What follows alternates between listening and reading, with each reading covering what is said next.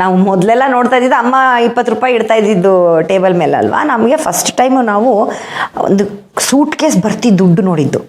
ದುಡ್ಡು ತೊಗೊಂಬಂದಿದ್ರು. ತೊಗೊಂಬಂದು ಹಿಂಗೆ ಹಿಡ್ಕೊಂಡು ಅವತ್ತು ಅಮ್ಮನ ಮುಂದೆ ನಿಂತ್ಕೊಂಡು ನನಗೆ ಈ ರಿವಾಲ್ವರ್ ಇನ್ಸಿಡೆಂಟ್ ನಿಮ್ಗೆ ಹೇಳಬೇಕಂತಂದರೆ, ನಮಗೆ ರಿವಾಲ್ವರ್ ಅವರು ಲೈಸೆನ್ಸ್ಡ್ ರಿವಾಲ್ವರ್ನ ಫಸ್ಟ್ ಟೈಮ್ ನಮ್ಮ ಮನೆಗೆ ತೊಗೊಂಡು ಬಂದಾಗ ಅವ್ರ ಹತ್ರ ಒಂದು ಕಪ್ಪು ಸೂಟ್ ಕೇಸ್ ಇತ್ತು. ಅದರಲ್ಲಿ ಅವ್ರು ಯಾವಾಗ್ಲೂ ಈ ಏಜೆಂಟ್ರು ನಮಗೆ ಹಣ ಕೊಡೋರು 10 ರೂಪಾಯಿ ಕಟ್ಟು, 20 ರೂಪಾಯಿ ಕಟ್ಟು, 100 ರೂಪಾಯಿ ಕಟ್ಟು ಯಾವಾಗೂ ತೊಗೊಂಬರೋದು.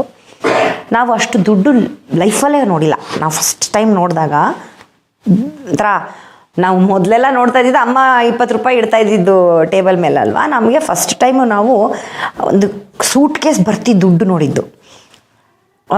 ನಮಗೆ ಸುಮಾರು ನಾನು ಕಾಲೇಜ್ವರೆಗೂ ನಾನು ಆ ಥರ ಸೂಟ್ ಕೇಸಲ್ಲಿ ಏನಿದೆ ಅಂತ ನಾನು ನೋಡ್ತಿರ್ಲಿಲ್ಲ, ತೋರಿಸಿರ್ಲಿಲ್ಲ. ನಮಗೆ ಒಂದೇ ಸತಿ ಮಕ್ಕಳ ಕಣ್ಣಲ್ಲಿ ಇಷ್ಟು ದುಡ್ಡು ತೋರಿಸ್ಕೂಡ್ದು ಅಂತ ಇತ್ತು, ತೋರಿಸೇ ಇರಲಿಲ್ಲ ನಮಗೆ. ಒಂದು ದಿವಸ ಏನಾಯಿತು, ನಾವು ಎಲ್ಲ ದೊಡ್ಡವರಾಗಿ, ನಾನೇ ಕಾಲೇಜ್ ಆವಾಗ ಫಸ್ಟ್ PUC ಏನೋ, ನಾನು ಫಸ್ಟ್ ಟೈಮ್ ಅಷ್ಟು ದುಡ್ಡು ನನ್ನ ಕಣ್ಣಲ್ಲಿ ಬೇರೆ ಐಯಲ್ಲಿ ನೋಡ್ತಾ ಇರೋದು ಅಂತ. ಸಿನಿಮಾಗಳಲ್ಲಿ ನೋಡೋದು ಬೇರೆ, ಕಣ್ಣಲ್ಲಿ ಹಿಂಗೆ ನೇರ ದುಡ್ಡು ಕಟ್ಟು ನೋಡಿದ್ದು ಅಂತಂದರೆ ಆವಾಗಲೇ ನಾನು 10 ರೂಪಾಯಿ ಒಂದು ಕಡೆ ಸೈಡಲ್ಲಿತ್ತು, 20 ರೂಪಾಯಿ, 100 ರೂಪಾಯಿ ಹಿಂಗೆ ಕಟ್ಸಿತ್ತು. ಸೂಟ್ ಕೇಸಲ್ಲಿ ನೀಟಾಗಿ ಅರೇಂಜ್ ಮಾಡಿಟ್ಟಿದ್ರು. ಅದನ್ನು ತೊಗೊಂಬಂದರು ಮನೆಗೆ. ದಿನ ಸೂಟ್ ಕೇಸ್ ಬರೋದು, ಬಟ್ ಅದಕ್ಕೆ ನಂಬರ್ಲೆಲ್ಲ ಲಾಕ್ ಎಲ್ಲ ಇರ್ತಾಯಿತ್ತು. ಆಮೇಲೆ ಆ ಸೂಟ್ ಕೇಸಲ್ಲಿ ಏನಿದೆ ಅಂತ ನಮ್ಗೆ ಗೊತ್ತಿರಲಿಲ್ಲ. ಕೆಲವು ಸತಿ ಡಾಕ್ಯುಮೆಂಟ್ಸ್ ಇರೋದು, ಪೇಪರ್ಗಳಿರೋದು, ಅವೆಲ್ಲ ಇರೋದು. ನಾವು ಹಾಗೆ ಏನೋ ಇರುತ್ತೆ ಅನ್ನೋ ಥರ. ಅವತ್ತಿನ ದಿವಸ ಏನಾಯಿತು, ತೊಗೊಂಡು ಬಂದಿದ್ರು, ದುಡ್ಡೇ ಇತ್ತು, ಫುಲ್ ದುಡ್ಡು ಅರೇಂಜ್ ಮಾಡಿದರು. ದುಡ್ಡು ತೊಗೊಂಬಂದು ಹಿಂಗೆ ಹಿಡ್ಕೊಂಡು ಅವತ್ತು ಅಮ್ಮನ ಮುಂದೆ ನಿಂತ್ಕೊಂಡು ತೊಗೋಲಲ್ತ ಅಂತ ಹೇಳಿಬಿಟ್ಟು ಹಿಂಗೆ ಕೊಟ್ಬಿಟ್ಟು ಅವ್ರು ಹೇಳಿದ್ರು ಅಮ್ಮಂಗೆ, ಯಾವತ್ತು ಈ ಕೊಡ್ತಾ ಇರೋ ಈ ಸೂಟ್ ಕೇಸು ಕೈ ಹಿಂಗೆ ಆಡುತ್ತೆ, ಅವತ್ತು ತಿಳ್ಕೊ ಬ್ಲ್ಯಾಕ್ ಮೇಲ್ ಮಾಡಿರೋ ದುಡ್ಡು ಮನೆ ಒಳಗಡೆ ಬಂದಿದೆ ಅಂತ. ಯಾವತ್ತು ಗಟ್ಟಿಗೆ ಹಿಂಗೆ, ಯಾವತ್ತೂ ನನ್ನ ಕೈ ನಡಗಲ್ಲ ದುಡ್ಡು ಕೊಡಬೇಕಾದ್ರೆ. ಮನೆಗೆ ಬ್ಯಾಡ್ ಬ್ಲಡ್, ಕಪ್ಪು ದುಡ್ಡು ಮನೆಗೆ ಬರಲ್ಲ ಅಂತ ಅಂದರು. ತೆಗಿ ಅಂತಂದರು. ನಾವು ನಿಂತಿದ್ವಿ, ನಾನು ನಮ್ಮ ಅಕ್ಕ ಎಲ್ಲ ನಿಂತಿದ್ವಿ. ಆ ಅಮ್ಮ ತೆಗೆದ್ರು. ಅದರಲ್ಲಿ ಯಾವಾಗ ಬಂಡಲ್ ದುಡ್ಡಿತ್ತು. ಅದನ್ನು ನೋಡ್ಬಿಟ್ಟು ನೋಡು ನನ್ನ ಶ್ರಮ ಇಲ್ಲಿದೆ, ನನ್ನ ಬೆವರು ಸುರಿಸಿ ದುಡಿಯೋ ದುಡ್ಡಿದು ಅಂತ ಹೇಳಿಬಿಟ್ಟು ಅವಾಗ ನಾವು ನೋಡಿದ್ದು ಆಶ್ಚರ್ಯ ಕಣ್ಣಲ್ಲಿ ನೋಡ್ತಾ ಇದ್ವಿ. ದುಡ್ಡು ಹಿಂಗಿರುತ್ತಾ, ಇಷ್ಟಿಷ್ಟು ಕಟ್ಸೆಲ್ಲ ಹಿಂಗಿರುತ್ತೆ ಅಂತ ನಾವು ಬೆರಗಣ್ಣಲ್ಲಿ ನೋಡ್ಕೊಂಡಿದ್ದೀವಾಗಲೇ ನೆನಪಿದೆ ನನಗೆ. ಸೊ ಅದಾದಮೇಲೆ ಅದು ಒಂದು ವಾರ ಏಜೆಂಟ್ರು ಕೊಡೋ ದುಡ್ಡು, ಅದಾದಮೇಲೆ ಬ್ಯಾಂಕಿಗೆ ಹಾಕೋರು. ಸೊ ಅದು ಹಾಗೆ ಕಂಟಿನ್ಯೂ ಅದು ನಮಗೆ ಗೊತ್ತು. ಇವಾಗ ಕಪ್ಪು ಸೂಟ್ ಕೇಸ್ ಬಂದಿದೆ ಅಂದರೆ ವಾರದ್ದು ದುಡ್ಡು ಏಜೆಂಟ್ರು ಕೊಟ್ಟಿದ್ದಾರೆ ಅಂತ. ನಾನು ಹಾಯ್ ಬೆಂಗಳೂರಿಗೆಲ್ಲ ಬಂದಿಲ್ಲ, ನಾನು ಸಣ್ಣೋಳವಾಗ, ಅಂದರೆ ಕಾಲೇಜಲ್ಲಿದ್ದೆ ನಾನು ಅವಾಗ. ಸೊ ಹಂಗಿತ್ತು. ಅದಾದಮೇಲೆ ಇದು ಬಂದೂಕು ಬಂತು, ರಿವಾಲ್ವರ್ ತೊಗೊಂಡ್ರು. ರಿವಾಲ್ವರ್ ತೊಗೊಂಡಾಗಲೂ ಆ ಕಪ್ ಸೂಟ್ ಕೇಸಲ್ಲೇ ಇಟ್ಕೊಂಡ್ರು. ಲಾಕ್ ಇರೋದು, ಸೇಫ್ಟಿ ಮಾಡೋರು. ರಿವಾಲ್ವರ್ ಕೂಡ ಲಾಕೇ ಇರೋದು. ಅದನ್ನು ತೊಗೊಂಡು ಅದನ್ನು ತೆಗೆದು ದುಡ್ಡು ಇದ್ರದ್ದು ಸೂಟ್ ಕೇಸಲ್ಲೇ ಇಂದ ತೆಗೆದ್ಬಿಟ್ಟು ಇಟ್ಬಿಟ್ಟು ಅದನ್ನು ನೋಡಿಬಿಟ್ಟು ನಾವೆಲ್ಲ ಗಾಬರಿ ಆಗೋದು ನೋಡಿಬಿಟ್ಟು, ಇದೇನಪ್ಪ ರಿವಾಲ್ವರು, ಗನ್ನು ಅಂತ. ನಿಜವಾದ ಗನ್ನಪ್ಪ ಇದು ಅಂತ ನನ್ನ ತಮ್ಮ. ಅವನು ಗನ್ನು, ಥ್ರಿಲ್ಲು, ಎಕ್ಸೈಟ್ಮೆಂಟು. ಆಟಕ್ಕೂ ಅದನ್ನು ಮುಟ್ಟಬೇಡ, ಆಟದ ಇದಕ್ಕೂ ತಮಾಷೆಗೂ ಅದನ್ನು ಮುಟ್ಟಬೇಡ ನೀನು ಅಂತ ಅವನಿಗೆ ಅಲ್ಲೇ ನಿಲ್ಲಿಸಿದ್ರು. ನಿನ್ನ ಸಣ್ಣ ಹುಡುಗ, ನಾನೇ ಫಸ್ಟ್ PU ಸೆಕೆಂಡ್ PU ಆ ಥರ ಏನೋ ಇದ್ದೆ ಅನಿಸುತ್ತೆ. ಅವನು ಅವಾಗಿನ ಸ್ಕೂಲು, ನನಗೆ ಅವನಿನ 2 ವರ್ಷ ಚಿಕ್ಕವನು. ಸ್ಕೂಲು ತಮಾಷೆಗೂ ಅದ್ರ ತಂಟೆಗೆ ಹೋಗಬೇಡ ಅಂತ ಗದ್ರಿದ್ರು ಅವನಿಗೆ.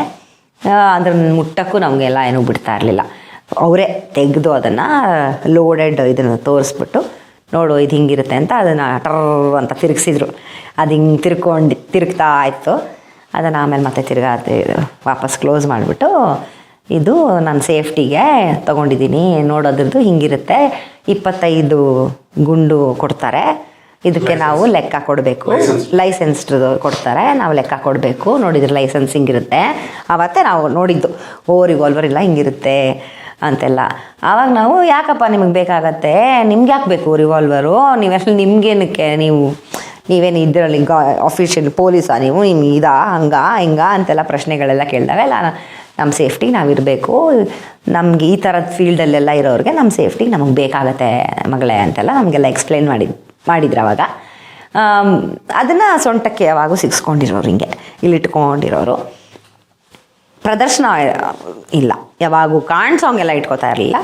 ಅವ್ರ ಸೇಫ್ಟಿಲಿ ಇಟ್ಕೊಂಡಿರೋರು ಅವರು. ನಮ್ಗೆ ಗೊತ್ತು ಸೊಂಟದ ಹತ್ರ ಯಾವಾಗಲೂ ಅವ್ರ ಹತ್ರ ರಿವಾಲ್ವರ್ ಇರುತ್ತೆ ಅಂತ ನಮ್ಗೆ ಗೊತ್ತಿತ್ತು. ನಾವೆಲ್ಲರೂ ಫ್ಯಾಮಿಲಿ ಊಟಕ್ಕೆ ಎಲ್ಲ ಹೋಟೆಲ್ಗೆ ಅಲ್ಲಿಗೆ ಎಲ್ಲ ಹೋದಾಗೂ ಇರ್ತಾಯಿತ್ತು ಅವ್ರ ಹತ್ರ. ನಮ್ಗೆ ಯಾವಾಗೂ ತಮಾಷೆ ಆಗ್ಲೂ ಆಮೇಲೆಲ್ಲ ಹೋದಾಗ ತೆಗೆದಿಡೋದು, ತೋರಿಸೋ ಥರ ಇಡೋದು, ಅದೆಲ್ಲ ಪಬ್ಲಿಕ್ ಗೊತ್ತಾಗಂಗೆ ಡಿಸ್ಪ್ಲೇಗೆ ಇಡೋದು ಅದು ಯಾವತ್ತೂ ಮಾಡಲಿಲ್ಲ. ನಮ್ಮ ಮುಂದೆ ಎಲ್ಲ ನಮ್ಗೆ ಗೊತ್ತೇ ಇಲ್ಲ. ಅದು ನಮಗೆ ಗೊತ್ತು ಆ್ಯಸ್ ಅ ಪರ್ಸನ್, ನಮ್ಮಪ್ಪ ಹತ್ರ ಸೊಂಟದ ಹತ್ರ ರಿವಾಲ್ವರ್ ಇದೆ ಅಂತ ನಮಗೆ ಗೊತ್ತು. ನಾವು ಎಲ್ಲ ನಮ್ಮಪ್ಪ ಹತ್ರ ಬಂದೂಕಿದೆ ಗನ್ನಿದೆ ಅಂತೆಲ್ಲ ಹೇಳ್ಕೊಂಡೆಲ್ಲ ಬಂದಂಥವ್ರು ಅಲ್ಲ. ನಾವು ಯಾರಿಗೂ ಹೇಳ್ತಾನೂ ಇರಲಿಲ್ಲ. ಆಮೇಲೆ ನಮ್ಮ ಮುಂದೆ ತೆಗೆದು ಯಾರಿಗೋ ಗುಂಡಾರಿಸೋ ಪ್ರಸಂಗವೂ ಬಂದಿಲ್ಲ, ಅದು ಯಾವತ್ತೂ ಆಗೂ ಇಲ್ಲ. ಸೊ ಹಂಗೇನೋ ಆಗಲೂ ಇಲ್ಲ. ಬಟ್ ನಾವು ಅಪ್ಪ ಫೈರ್ ಮಾಡಿರೋದು ನಾವು ತಮಾಷೆಗೆ ನಾವು ನೋಡಿದ್ದೀವಿ ಅದನ್ನು. ಹೇಗೆ ಅಂದರೆ ಗೋಕರ್ಣದಲ್ಲಿ ಬೀಚಲ್ಲಿ. ಮತ್ತು ಅದೇನು ಒಫೆನ್ಸು ಅಲ್ಲ, ಮತ್ತು ಯಾರಿಗೂ ಹಾರಿಸಿದ್ದು ಅಲ್ಲ, ಅದು ಏರ್ಗೆ ಹಾರಿಸಿದ್ರು. ಆವತ್ತು ನ್ಯೂ ಇಯರ್ಸ್ ಅಮ್ಮದು ಹುಟ್ಟಿದಬ್ಬ ಬೇರೆ. ಅಲ್ಲಿ ಹೋಗಿದ್ವಿ, ಎಲ್ಲರೂ ಹೋಗಿದ್ವಿ, ಆಫೀಸ್ ಸ್ಟಾಫು, ನಮ್ಮ ಆಫೀಸವರು, ನಾವು, ನಮ್ಮ ರಿಲೇಟಿವ್ಸು, ಸುಮಾರು ಒಂದು 25 ಜನ ಏನೋ ಹೋಗಿದ್ವಿ, 25-30 ಜನನೇನೋ ಹೋಗಿದ್ವಿ. ಬೀಚ್ ಹತ್ರ ಇದ್ವಿ. 12 ಗಂಟೆ ಆಗಿತ್ತು. ಅಮ್ಮಂಗೆಲ್ಲ ಹುಟ್ಟಿದಬ್ಬದ್ದು ವಿಶ್ ಎಲ್ಲ ಹ್ಯಾಪಿ ಬರ್ಡೇ ಎಲ್ಲ ಹೇಳಿಬಿಟ್ಟು ಆವಾಗ ಅಪ್ಪ ಸೊಂಟದ ಹತ್ರ ಸಿಗಿಸ್ಕೊಂಡಿದ್ರು. ಅದನ್ನು ತೆಗೆದ್ಬಿಟ್ಟು ಠಾಪ್ ಅಂತ ಒಂದು ಹಾರಿಸಿದ್ರು ಗುಂಡು 12 ಗಂಟೆಗೆ. ಆವಾಗ ಫಸ್ಟ್ ಟೈಮ್ ನಮಗೆ ಆ ಗುಂಡಿನ ಶಬ್ದ ಎದ್ರಾ ಭದ್ರ ಕೇಳಿಸ್ಕೊಂಡಿದ್ದು, ಅದನ್ನು ಕೇಳಿಸ್ಕೊಂಡಿದ್ವಿ. ಅದೊಂದು ಆ ಥರದೊಂದು ಸತಿ ಫಸ್ಟ್ ಟೈಮ್ ನಾವು ಕೇಳಿದ್ದು. ಅದಾದಮೇಲೆ ನಮಗೆ ಕೇಳಿದ್ದು ಸುದ್ದಿ ಅಂದರೆ ಅವರು ಹರಪನಹಳ್ಳಿ ಕೇಸಲ್ಲಿ ಈ ಥರ ಅವರೇ ಕಾಲಿಗೆ ಗುಂಡು ಹಾರಿಸ್ಬಿಟ್ಟು ಬಂದಿದ್ದಾರೆ ಅನ್ನೋದು. ಅದು ನಮಗೆ ಗೊತ್ತಿದ್ದು ವಿಷಯ ಅಷ್ಟೇ. ಅಷ್ಟೊತ್ತಿಗಾಗಲೇ ನಾನು ಇಲ್ಲಿ ಕೆಲಸನೂ ಮಾಡ್ತಾಯಿದ್ದೆ. ಅಷ್ಟೊತ್ತಿಗಾಗಲೇ ಮೈಂಡ್ ಎಲ್ಲ ಮೆಚೂರ್ ಆಗಿತ್ತು. ಕೇಸೆಲ್ಲ ಅಂದರೆ ಹೆಂಗಾಗತ್ತೆ, ಏನಾಗಿತ್ತು, ಅಪ್ಪನ ಪರಿಸ್ಥಿತಿ ಏನಾಗಿತ್ತು, ಅವರು ತನಿಖಾ ಇದಕ್ಕೆ ವರದಿಗೆ ಹೋಗಿದ್ದರು, ಗೋಲ್ಡು ಮೋಸ ಮಾಡ್ತಾಯಿದ್ದಾರೆ ಅಂತ ಹೇಳಿ, ಚಿನ್ನದ ಹಗರಣ ಆಗ್ತಿದೆ ಅಂತ ಹೇಳಿದಾಗ ಅದಕ್ಕೆ ಹೋಗಿದ್ದಾಗ ಅವ್ರು ಗುಂಡು ಹಾರಿಸಿದ್ದುಂಟು. ಅವರ ಜೀವ ಕಾಪಾಡ್ಕೊಳ್ಳೋಕ್ಕೋಸ್ಕರ ಅವ್ರು ಗುಂಡು ಹಾರಿಸಿದ್ರು ಅಂತ. ಅದು ಬಿಟ್ಟರೆ ಈ ಥರದ್ದು. ಬಟ್ ನಮಗೆ ಅವತ್ತು ಅದನ್ನು ಮುಟ್ಟಕ್ಕೂ ಬಿಟ್ಟಿಲ್ಲ. ಅದನ್ನು ನಮಗೆ ತಮಾಷೆಗೂ ನಾವು ಅದನ್ನು ಆಮೇಲೆ ಲೋಡೆಡ್ ಇರ್ತಿತ್ತು ಅದು. ಬಟ್ ಅದಕ್ಕೆ ಲಾಕ್ ಇರ್ತಿತ್ತು. ನಮ್ಗೆ ಅದನ್ನು ಯಾವತ್ತೂ ಅದನ್ನು ಹ್ಯಾಂಡಲ್ ಮಾಡೋಕ್ಕೂ ಬರಲ್ಲ. ನಮಗೆ ಯಾವತ್ತೂ ಅವರೇ ಹಿಂಗೆ ಮಾಡಬೇಕು ಹಂಗೆ ಮಾಡಬೇಕು ಅವನ್ನೆಲ್ಲ ಹೇಳೂ ಕೊಟ್ಟಿಲ್ಲ. ಅದಕ್ಕೆ ಪರ್ಟಿಕ್ಯುಲರಾಗಿ ಕ್ಲಾಸ್ಗೆ ಹೋಗಬೇಕು, ಟ್ರೈನ್ ಆಗಬೇಕು, ಅವೆಲ್ಲ ನಮಗೆ ಹೇಳೋರು. ನಾನು ಇನ್ನೂ ಟ್ರೈನ್ಡ್ ಅಲ್ಲ, ನಂಗೆ ಬರಲ್ಲ ಗುಂಡಾರ್ಸೋಕ್ಕೆ. ಅದು ಇವಾಗ ಪೊಲೀಸರು ವಾಪಸ್ ಸೀಸ್ ಆಗತ್ತದು. ಒಂದು ಕೇಸ್ ಆಯ್ತಲ್ಲ ಅಪ್ಪನ ಮೇಲೆ, ಕ್ರಿಮಿನಲ್ ಕೇಸ್ ಆಯಿತು. ಈಗ ಅಪ್ಪ ಇದ್ದಾಗ ಇಲ್ಲಿ ನಮ್ಮ ಆಫೀಸಿಗೆ ಬಂದು ಅವ್ರದ್ದು ರೇಡ್ ಆಯಿತು, ಒಂದು ಕೇಸ್ ಆಯಿತು. ಸೊ ಅದಾದಾಗ ಇಲ್ಲಿ ಅಪ್ಪನಿಗೆ ಯಾವ ಕೇಸ್ ಅದು, ಇದು ಅವನು ಯಾವುದದು ಸುನೀಲ್ ಹೆಗರವಳ್ಳಿ ಕೇಸು, ಸುನೀಲನ್ ಕೇಸು ಕ್ರಿಮಿನಲ್ ಕೇಸ್ ಆಗುತ್ತೆ ಅಪ್ಪನ ಮೇಲೆ. ಒಂದಿನ ಜೈಲಲ್ಲಿ ದುಡ್ಡು ಬರ್ತಾರಲ್ಲ, ಆ ಕೇಸಲ್ಲಿ ಸೀಸ್ ಆಗುತ್ತೆ. ಅದಾದಮೇಲೆ ರಿಲೀಸ್ ಆಯಿತು. ನಾವು ಅದನ್ನು ಸ್ಕ್ವಾಶು ಮಾಡಿಬಿಟ್ವಿ. ಯಾಕಂದರೆ ಲೈಸೆನ್ಸ್ ಇವಾಗ ನಮ್ಮ ಅಪ್ಪನೇ ಇಲ್ಲ ಅಂದಮೇಲೆ ಲೈಸೆನ್ಸ್ ಇಲ್ಲ ಅಂತ ಮಾಡಿದ್ವಿ. ಬಂತು ಕೂಡ, ಅಪ್ಪ ಹತ್ರನೇ ಇತ್ತು. ಸರಿ, ರವಿ ಎಕ್ಸ್ಪೈರ್ ಆದಮೇಲೆ ಎಷ್ಟು ದಿವಸ ತನಕ ಇತ್ತು ಬಂದಕ್ಕ? We had to surrender back ಅಲ್ವಾ, ವಾಪಸ್ ಕೊಡಬೇಕಿತ್ತು. ಯಾವಾಗ ಕೊಟ್ರಿ? ಅವರು ಹೋದ ನಂತರ ಪ್ರೊಸೀಜರ್ ಪ್ರಕಾರ we have to give back ಅಲ್ವಾ. ಸೊ ವಾಪಸ್ ಕೊಟ್ಬಿಟ್ವಿ ನಾವು ಅದನ್ನು ವಾಪಸ್ಸು ಸರೆಂಡರ್ ಬ್ಯಾಕ್ ಮಾಡಬೇಕಿತ್ತು ನಾವು, ಲೈಸೆನ್ಸ್ ಸಮೇತ. ಈಗ ನಾವು ಅಪ್ಲೈ ಮಾಡಬೇಕು ಅಂದರೆ ನನ್ನ ತಮ್ಮ ಅಪ್ಲೈ ಮಾಡಿದ್ದಾನೆ ಇದನ್ನು, ಲೈಸೆನ್ಸ್ನ. ಅವನು ಟ್ರೈನಿಂಗ್ ತೊಗೋಬೇಕು, ಇನ್ನು ಕ್ಲಾಸಸ್ಗೂ ಅಟೆಂಡ್ ಮಾಡಿಲ್ಲ. ಈ ಕ್ಲಾಸಸ್ ಅಟೆಂಡ್ ಮಾಡಿಬಿಟ್ಟು ಅವನೊಂದನ್ನು ವಾಪಸ್ ಪಡ್ಕೋಬೇಕು. ಅದೇ ರಿವಾಲ್ವರ್ ಅಂತೇನಲ್ಲ, ಎನಿ ರಿವಾಲ್ವರ್ ಈ ಕ್ಯಾನ್. ಎಷ್ಟಿತ್ತು ರವಿ ಹತ್ರ? 2 ರಿವಾಲ್ವರ್ ಇತ್ತು. 2 ರಿವಾಲ್ವರು ಸೀಸ್ ಮಾಡ್ಕೊಂಡ್ರು ಅವರು. ಅಲ್ಲ, ಎರಡು ಯಾವ ಎಲ್ಲಿ ಇಟ್ಕೊಂಡ್ರು? ಒಂದು ಟೇಬಲ್ ಕೆಳಗಡೆ ಇರೋದು ಇದೇ ತರ? ಇಲ್ಲೇ ಇರ್ತಿತ್ತು. ಅದನ್ನೇ ಸೀಸ್ ಮಾಡಿದ್ದೆ. 2 ತಗೊಂಡ್ರು. ಇನ್ನೊಂದು ಮನೆಗೆ ಇಟ್ಟವಾಗ ಏನು? 2 ಅವ್ರ ಹತ್ರನೇ ಇರ್ತಾ ಇತ್ತು. ಅಲ್ಲ, ಇರೋದು 2 ರಿವಾಲ್ವರ್ ಒಂದೇ ಕಡೆಗೆ ಇರೋದ? ಒಂದೇ ಕಡೆ ಇರೋದು. 2 ತಗೊಂಡ್ರು ಅವರು. 2 ವಾಪಸ್ ಕೊಟ್ರು ಅವರು. ಎಷ್ಟು ದಿವಸ ಆದ್ಮೇಲೆ ವಾಪಸ್ ಕೊಡ್ತು ಸೀಸ್ ಆಗಿದ್ದು?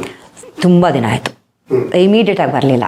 ಯಾಕಂದರೆ ಅದು ಕೇಸ್ ಇನ್ನೂ ಕಂಪ್ಲೀಟಾಗಿ ಇದಾಗಿರಲಿಲ್ವಲ್ಲ, ನಡೀತಾನೆ ಇತ್ತು ಅದಿನ್ನೂ ಸ್ಕ್ವಾಶೇ ಆಗಿರಲಿಲ್ಲ ಅದು.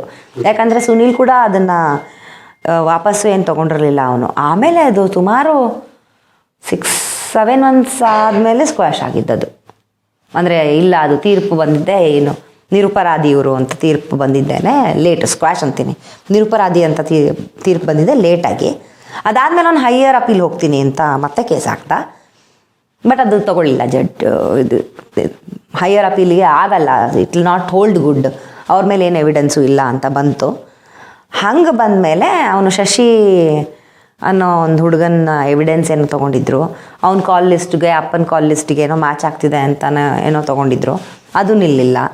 ಯಾಕಂದರೆ ಆ ಥರದ್ದು ಕಾಲ್ ಲಿಸ್ಟು ಸುಮಾರಿತ್ತು ಅಪ್ಪನ ಒಡನಾಟದಲ್ಲಿ. ಸೊ ಅದು ಏನು ಹೋಲ್ಡ್ ಗುಡ್ ಆಗಲ್ಲ ಅಂತ ಬಂತು. ಅಪ್ಪ ವಾಸ್ ಕ್ಲೀನ್ ಅಂತ ಬಂತು. ಸೊ ಹಾಗಾಗಿ ಅವರು ಏನು ಹೈಯರ್ಗೆ ಹೋಗೋಕ್ಕಾಗಲ್ಲಪ್ಪ ಅಂತಂದರು.